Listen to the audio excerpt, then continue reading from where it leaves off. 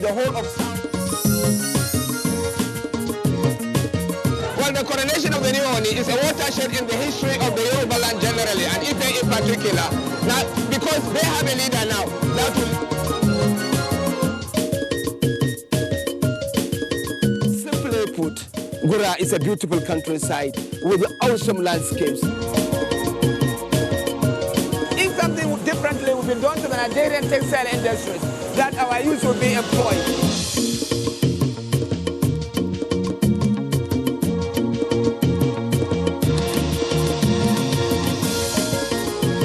Many people that attend the church here can tell you. Service in Olia Rosa is in Bini. We are taking a canoe tour of the communities on the bank of River Niger in Getso.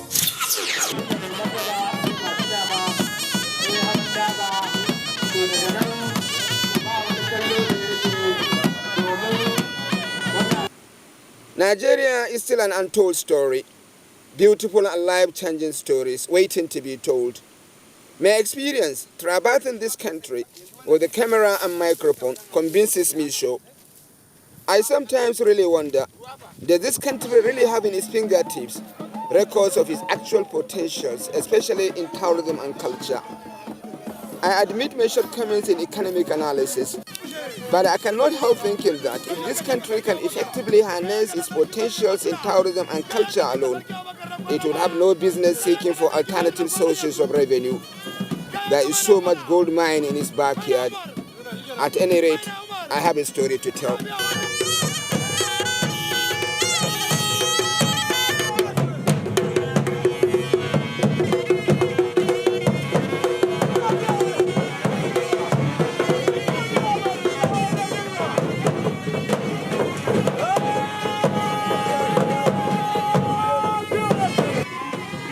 Machina in Yobe State may not sound too familiar to the larger nation. Observers of culture and tourism development may still have a glimmer of what this ancient kingdom has been and still is in the field of cultural development. At various times during Abuja Cultural Carnival, it came first in Daba. In fact, there were periods when the federal government was directly funding this emirate for its excellence generally and for the promotion of Daba as cultural identity of Nigeria. Historically, Machina Emirate is known all over the north as home of crack horsemen and spearmen. With the natural progression of time, Machina's reputation is still untouched. Right from ancient years, the empire building war, heroism, the Machina warriors were very skillful horsemen. They were well known and were well acclaimed as brave cavalry heroes.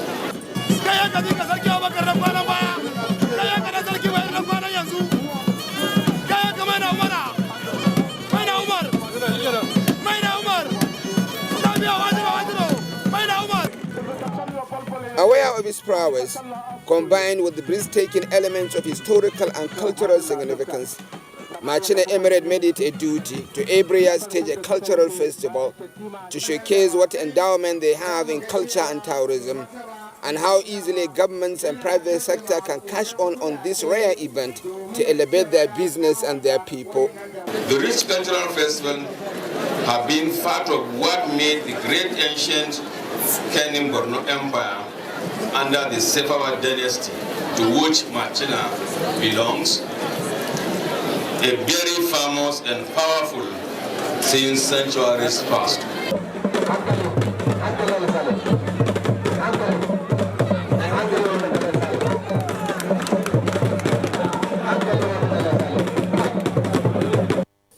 Machina is an ancient kingdom dating back to 198 AD, when their first ruler in recorded history, Mai Aliu Bago, ruled. Today it is a modest township with economic, historical and cultural significance.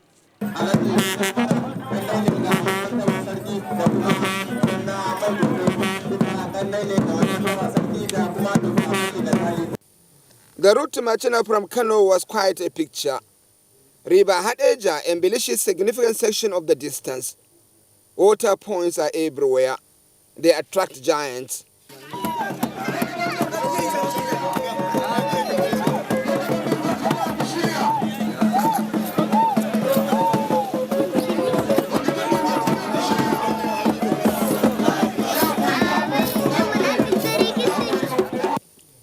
In Nigeria, many people may think that pastoral life in Nigeria belongs to keepers of cattle, sheep and goats only. The route to Machina is a rich picture of pastoralists tending camel. It is a sublime sighting.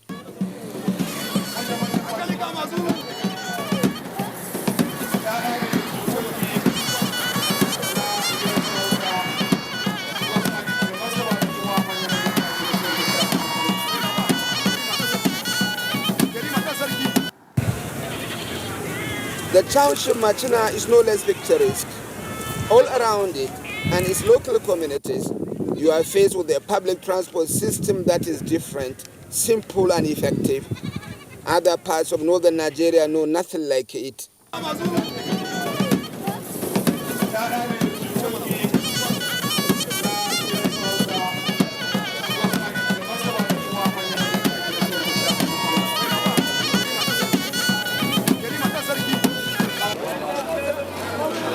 There is this market day scenario too, a picture where vehicles are loaded to the high heavens to make the journey back home through the desert and at dusk.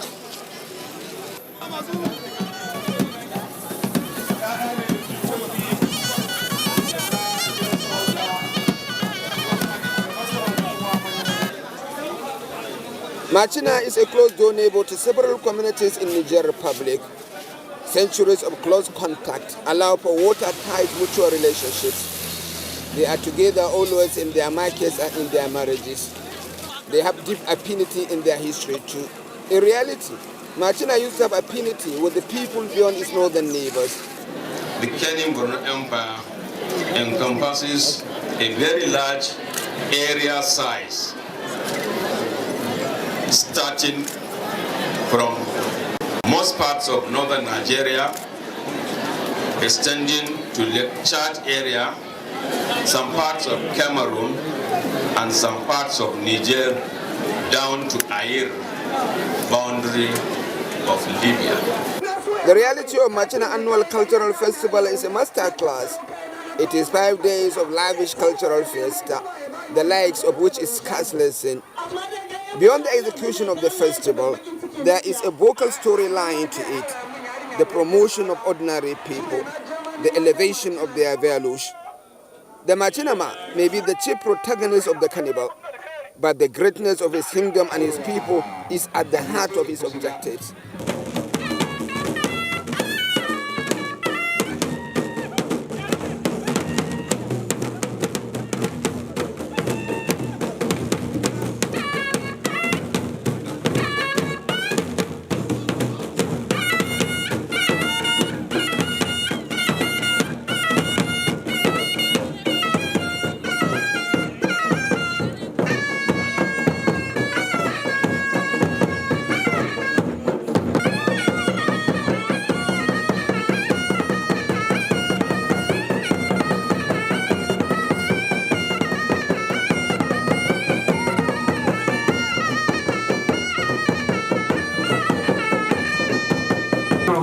A key feature of the Machina Annual Festival is horse racing. It featured for 2 successive days, and believe me, it is no child's play, although children are its driving force. Mashallah, aboki aiki na bismillah katalla. To lamba biyar kasunan shine ke gaba sai lamba biyu. Horse racing, once popular all over the north, is a dying business now. Machina is keeping it alive.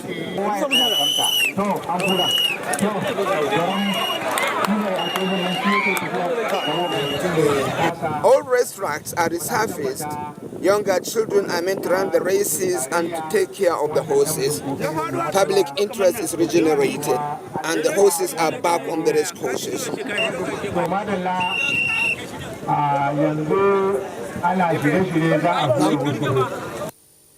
I wanted to really do a piece to camera to introduce a particular heat. The horses took off ahead of me and I lost my lines. I did not miss the spirited race though. There is a talking point on this one. One of the horses lost its young rider, but it continues with the race nonetheless, riderless. It was racing so spiritedly it could have come first, but for the efforts of the 2 other riders. That horse emerged third. It received no accolades though for deserting its rider. Between races, the Persian interlude sufficed. There were displays from one of the legendary horse racers of old in Machina. Royalty are reputed to be the major supporters of horse racing in Nigeria. There are not less than 20 emirs from across Nigeria for the Machina race. They in particular want support from the federal government to bring back horse racing in Nigeria to its former glory. The key start to the horse racing event of Machina Cultural Festival is the reality of young boys, very young if you ask me, handling stallions with expert hands and fearlessly. It is a master stroke.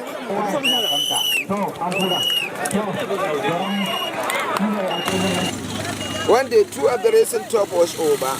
I marvel at the journey back home. Tomorrow it will be Daba, and the Yobe State Governor will be there.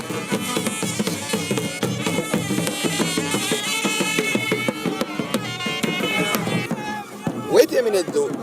The day of Daba was the grand finale of the Machina Cultural Festival.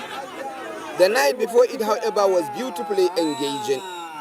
True to the objectives of this festival, grassroots sports were a dominant feature of it.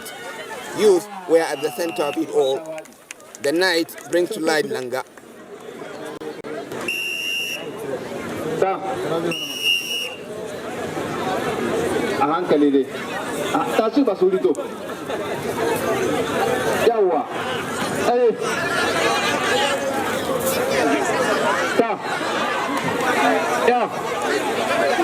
Yawa kowa kama da kai barau yo kowa kama da tawari yawa. Langa is a handicap sport. Langa is basically a sport where I use only one leg. It is a very popular nighttime sport in many parts of the north. At the grassroots level, it is more identified with the teenagers. At the competitive level, as in Machina, adults participate too. In this cultural festival, two groups compete. One group defends, the other attack. The attacking group will work at getting their baseman touch the end line of their opponent. He is here identified with a tie to his waist. It is the duty of the defenders to prevent him from breaching their goal. All struggles are on one leg. The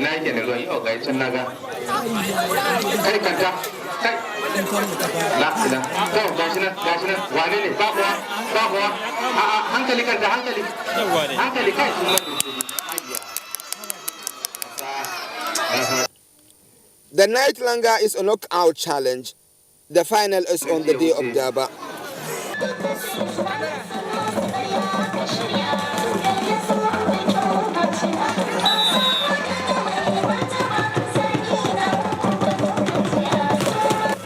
Perhaps the most entertaining grassroots sport at the Machina Cultural Festival is the wrestling contest.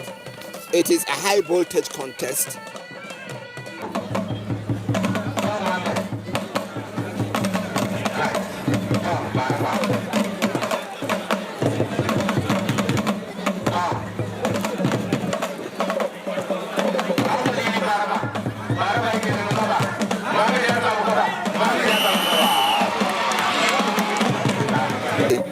It begins ahead of the day of Daba too. Over 50 participants drawn from the entire emirate were competing. It was a knockout match. On the day of the Daba, only 4 contestants will remain to decide the third, second, and the champion, who will ultimately be crowned the Seriki of Machina Emerald Cultural Festival.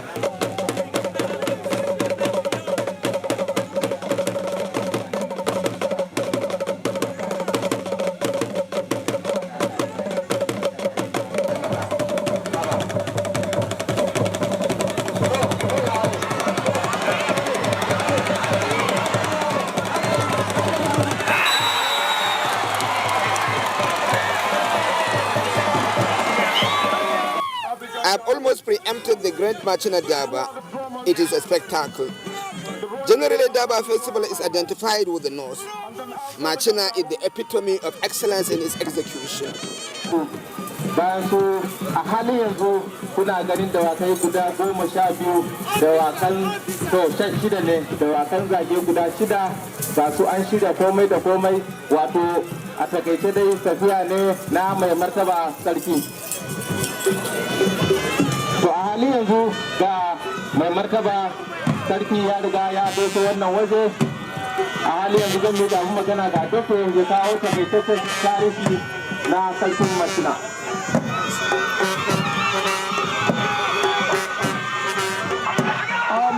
Yes, on the day of the Daba in Machina, the outgoing governor of Yobe State was there. So was his successor. There were witnesses to the exciting sportsmanship of the festival.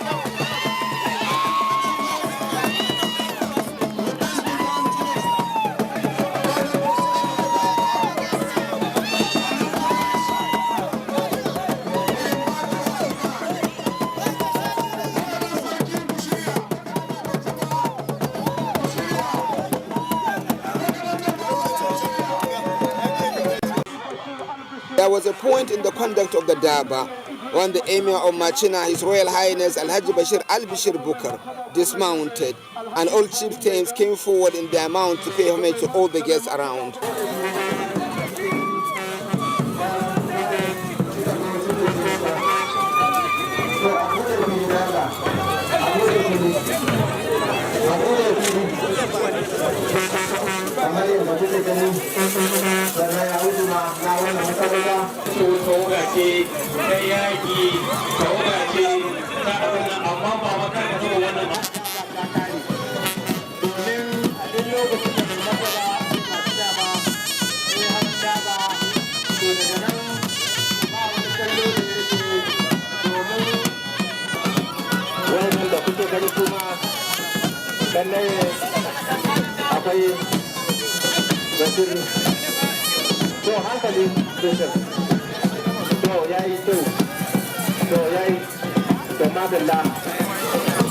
Another beautiful side of the day of the Daba was the finals of the wrestling competition, when a new wrestling king will emerge and will collect his word of authority. It was a cracker. First, the match decided the third place.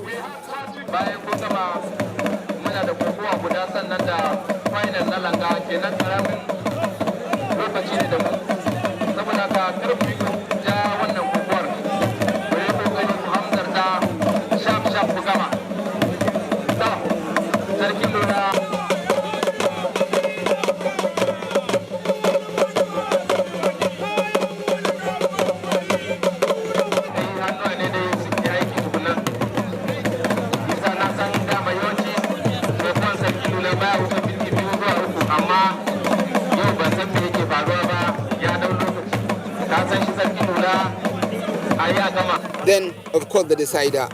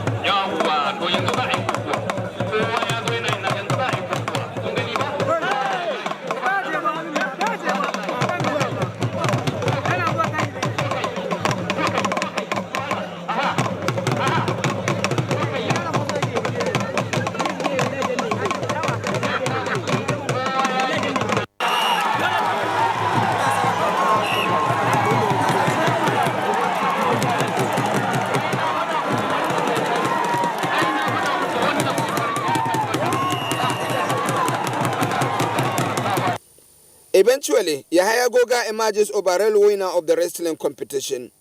What a proud man he was. He was not only turbaned as the new Sarkin Kokawa of Machina Emirate. The governor of Yobe State personally handed him his word of authority.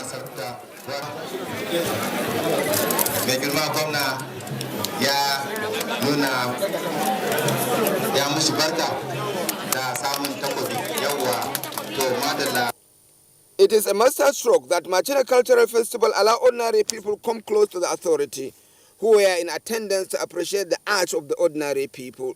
Yahya, the new Machina Wrestling King, was happy as so many fronts. Being champion is one. Being the first outside Machina Township to win the annual wrestling festival is another. Saboda ba yau ake abin nan ba, mu taba daukan takoban nan ba. On the day, Lanka finals was decided too.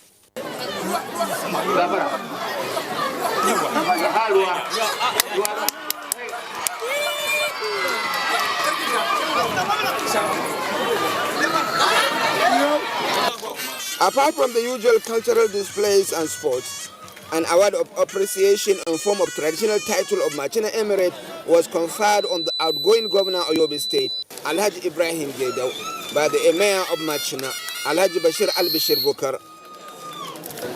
His Excellency Governor Alhaji Dr. Ibrahim Gaidam has been able to solve many of the problems of Machina, in particular those of water and road construction. There were important highlights that really stands Machina Emirate out in Nigeria beyond its cultural festival. Do you know that snakes are considered brothers and sacred in Machina? Nobody killed them and nobody harmed them because they are assumed to be twin brothers of a certain member of Machina royal house.